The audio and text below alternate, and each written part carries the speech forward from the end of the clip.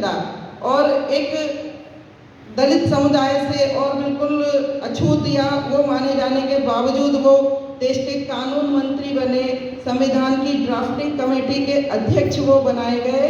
तो ये सब जो उन्होंने जिस स्थिति में जहाँ पे आदमी को आपको चरणों में रखने का था और आपका काम केवल सेवा करने का था, शिक्षा का अधिकार नहीं था, उस स्थिति में उन्होंने कोलंबिया विश्वविद्यालय से जो पढ़ाई की और जिन्होंने जो महाराजा थे बड़ौदा के, उन्होंने उन्हें स्कॉलरशिप दी। कहा जाता है कि उन्होंने उन्हें स्कॉलरशिप नहीं दी होती तो वे कहाँ से पढ़ते। तो इतना आगे जा सकता है, इसलिए मैं इसको आगे बढ़ा हूँ। तो उनकी ज्ञान और प्रतिभा को देख के ही तो उन्होंने उन्हें आगे बढ़ाया। तो और उसका उन्होंने पूरा सदुपयोग किया। जहाँ कोई नहीं पहुँच सका आज तक, वहाँ वो पहुँचे। न्यूयॉर्क में कोलंबिया विश्वविद्यालय से उन्होंने पीएचडी और पढ़ाई की। उसके बाद उन्होंने लंदन स्कूल ऑफ इकोनॉमिक्स से डीएससी की जो पढ़ाई की और जर्मनी की जो बॉन यूनिवर्सिटी है वहाँ से भी उन्होंने पढ़ाई की। और जो उनका रिसर्च था प्रॉब्लम ऑफ रुपीज इकोनॉमिक्स से अर्थशास्त्र का, तो जो हमारी भारतीय रिजर्व बैंक की स्थापना हुई उसमें उनके सारे कॉन्सेप्ट्स को लिया गया।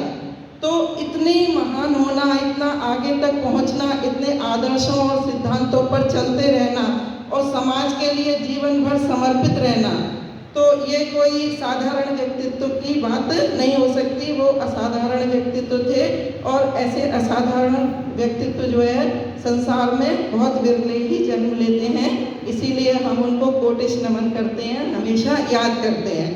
महिलाओं को समानता का अधिकार दिलाने के लिए और हमारे संविधान में ऐसे प्रोविजंस लाने के लिए जो कि भारतीय समाज में जो बुराइयां फैली हुई हैं उनको दूर करना जो है उनके जीवन का सबसे मुख्य उद्देश्य था। उसी पर वो जीवन भर कार्य करते रहे। जैसे कि ये हमारे संविधान में अनुच्छेद 14, 15, 16 और 18 जो शामिल किए गए हैं, तो वे ऐसी सामाजिक व्यवस्था स्थापित करना चाहते थे जो हमें समानता का अधिकार दे।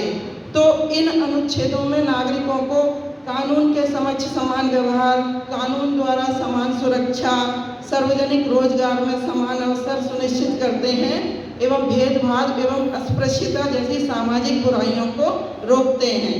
और महिलाओं को पुरुषों के समान अधिकार दिलाने में उनका सबसे बड़ा योगदान है। जो हिंदू कोड बिल जो उस समय नहीं अपनाया गया, लेकिन बाद में उन्हीं सब चीज़ों को संविधान में शामिल किया गया, जिससे आज महिलाओं को संपत्ति में और हर चीज़ में जो अभी बताया गया, मैटरनिटी लीव हमें 6 महीने की मिलती है, स्त्रियों को नौकरियों में समान वेतन मिलता है। तो वो सब चीज़ें बाबा साहब उसी समय ले आना चाहते थे, लेकिन उस समय कट्टरपंथियों ने उनका विरोध किया, लेकिन बाद में फिर उन्हीं सब चीज़ों को हमें प्रदान किया गया, शामिल किया गया। ठीक है, 31 मार्च 1990 को उन्हें भारत रत्न दिया गया था। तो वे बहुत बड़े विद्वान थे, विचारक थे, दृष्टा थे, भारत की अंतर्राष्ट्रीय कीर्ति के विचार विमर्श थे।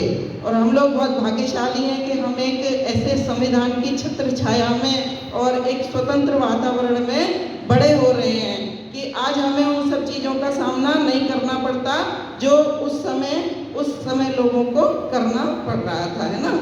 और अभी मैंने ये आज के ही हिंदुस्तान अखबार है, उसमें एक आर्टिकल है, उसमें दे रखा है कि जब उस समय जो दलित वर्गों में साक्षरता जाने 10 या 11% थी, वो 2011 की जनगणना के अनुसार 66% साक्षरता आ चुकी है। तो आप सोचो कितना बड़ा परिवर्तन है ना। ऐसे ही जो ट्राइब्स हैं, ओबीसी हैं, इन वर्गों में भी बहुत ज़्यादा जागरूकता और उनकी भी साक्षरता बढ़ी है। तो ये जो सामाजिक परिवर्तन समाज में आया है वो बाबा साहब के ही प्रयासों के फलस्वरूप आया है, उन्हीं की तपस्या और त्याग के फलस्वरूप आया है।